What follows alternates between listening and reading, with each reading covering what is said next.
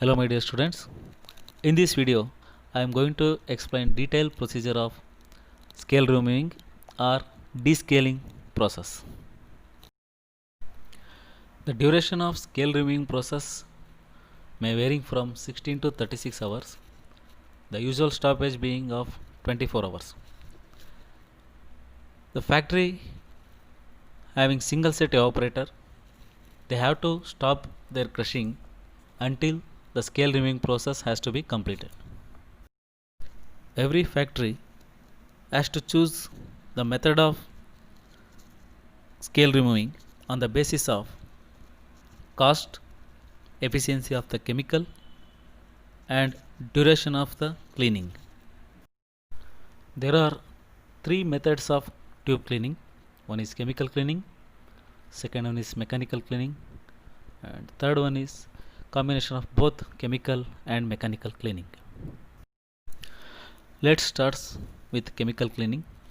The chemicals which are used to remove the scales are called as descalant. Here we are using two types of chemicals, acids and alkali.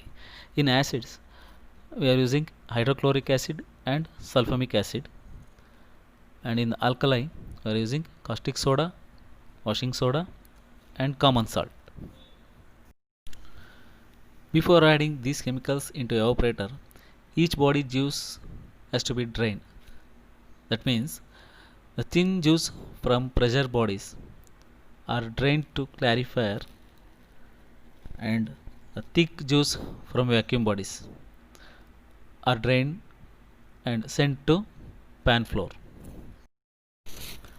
After draining the juice, the water has to be filled up to first class level in each evaporator vessel, and then it has to be drained to gutter.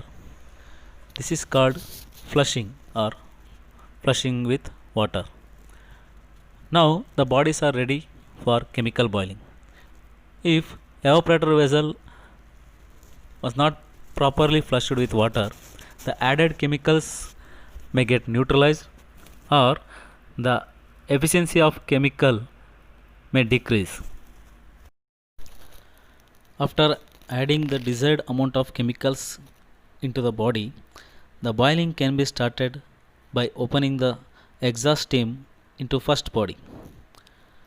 The first two bodies are pressure bodies, hence series boiling may effective. But for vacuum bodies, vacuum boiling is not effective. Hence, 3 auto steam connection is provided for each vacuum body at the saucer of the evaporator. During this time, top vent must be kept open in each vacuum body. Hence, this is called open boiling to maintain the boiling temperature kept as much as high. If the factory using hydrochloric acid for acid boiling, the hydrochloric acid has to be diluted with water and with suitable inhibitor, because hydrochloric acid is highly corrosive in nature.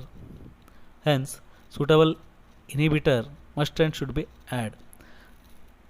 The inhibitor, it prevents the corrosive action of hydrochloric acid and prevents the corrosion of metals during the chemical boiling. In olden days, aluminum sulfates and ferric sulfates are used as inhibitors, but nowadays there are different types of synthetic chemicals are available as inhibitors. Hydrochloric acid mainly removes the scales of phosphates, carbonates and organic acid salts. For acid boiling, sulfamic acid can also be used in the place of hydrochloric acid. This sulfamic acid is a solid inorganic acid free from corrosive properties compared to hydrochloric acid, and this acid solution forms soluble calcium salts. That means the calcium salts may dissolve during the boiling. The sulfamic acid is get hydrolyzed during the boiling temperature. Hence, While boiling the sulfamic acid, the boiling should be kept below the boiling point. With the addition of inhibitor, sulfamic acid has been found to be very effective in removing hard scale. The only disadvantages with sulfamic acid is higher cost compared to hydrochloric acid. The duration of acid boiling depends on hardness of the scale. After completion of acid boiling, the acid has to be drained and each vessel has to be flushed with water. Then soda boiling can be started. Using of caustic soda along with small quantity of washing soda and common salt is found highly effective after acid boiling. Soda boiling or alkali boiling at high temperature favors dissolving and softening of hard scale, and this process is commonly practicing in sulfitation plant. Soda boiling carried after acid boiling is found very effective with soda concentration 20%.